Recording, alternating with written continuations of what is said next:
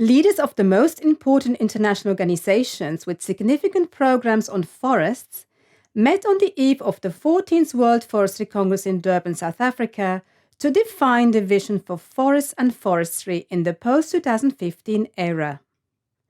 As members of the Collaborative Partnership on Forests, or CPF, they discussed what this partnership can do to turn that vision into reality.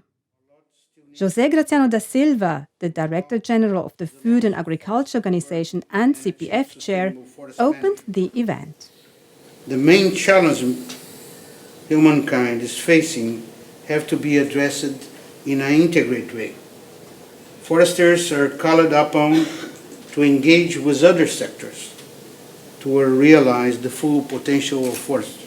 Moderated by TV news journalist Deborah Patta, the dialogue gave CPF leaders the opportunity to outline the action needed to safeguard the world's forests and the many benefits they provide for future generations. Manuel Sobral Filho of the United Nations Forum on Forests called on governments to make good on their commitments by improving governance and involving all stakeholders.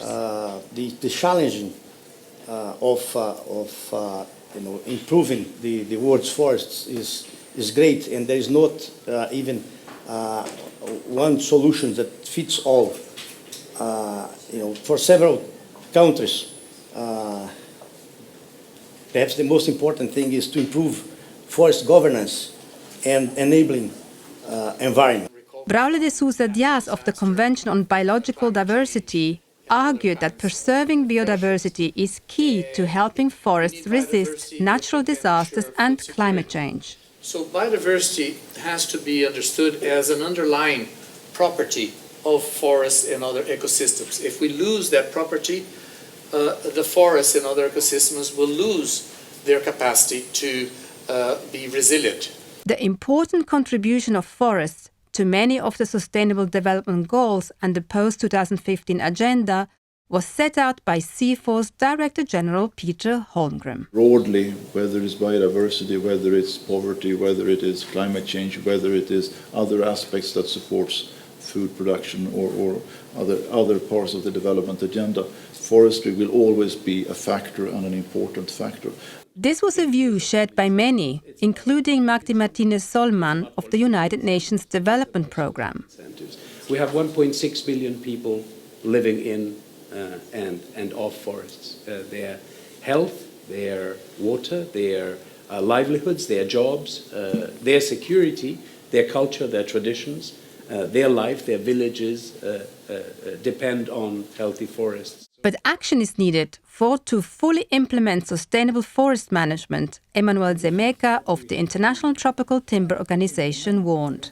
We have to build capacity among the major stakeholders, which are the communities, the private sector, and also the government. Tony Simons of the World Agroforestry Centre challenged the conventional definitions of agriculture and forestry. But for a more vibrant forest future, we need to sort out some definitional problems.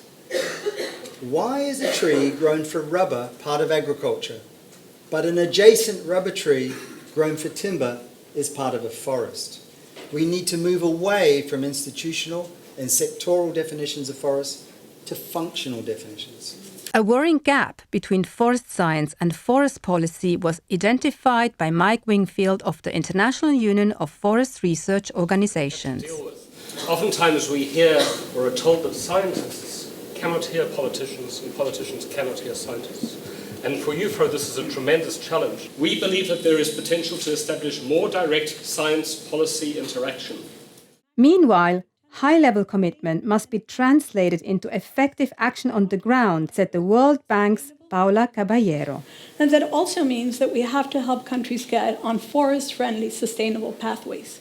And it's the pathways that's important. We're not looking anymore at just specific development outcomes. We've got to be looking at long-term development pathways that are different and that change the way that we've been approaching business as usual. Mette Wilkie of the United Nations Environment Programme called for a new model to reconcile the need for economic development while maintaining a healthy environment. Firstly, we do need to make sure that we properly account for the goods and services that are provided by forests and other ecosystems, so that we can all take decisions that are better informed. Finally, Luther Bois Anocourt of the International Union for Conservation of Nature argued for better integration of protected areas in view of increasing demand and competition for land and other natural resources. The future of protected areas lies in the integrated models that involve people through inclusive partnerships and governance, and this is in the spirit of Category 5 and 6 of the IUCN protected area categories. To turn the vision into reality, the leaders agreed on the need for the CPF to bolster coordination, capitalizing on the individual strengths of its members, which include science, research, financing and implementation, as well as policy development. The CPF is very special in the sense that it connects so many different disciplines and so many areas of strength. So I think that we have a lot of potential collectively within the CPF. And I think that what we will need is really to strengthen this coordination and to work together. I think that one of the challenges that we have as CPF team is to try to focus our communication more and integrate it with the Sustainable Development Goals that I think that will be what the world will be talking about from September on. And that's what we need to do in the CPF. We have to go down, get out of a holding pattern, come down to the ground and really figure out how we deliver for our clients, for our countries, for our constituencies. Closing the dialogue, FAO's Graziano da Silva concluded that deforestation should be a thing of the past. There is no trade-off between enlarging agriculture production, livestock production, fisheries, and cutting forestry. This is over. This is part of the past. We don't need to cut any tree anymore, presuming that this will help produce more food. From the point of view of FAO, the most important now is to put sustainability in the front line and try to connect the different sectors to that and integrate that.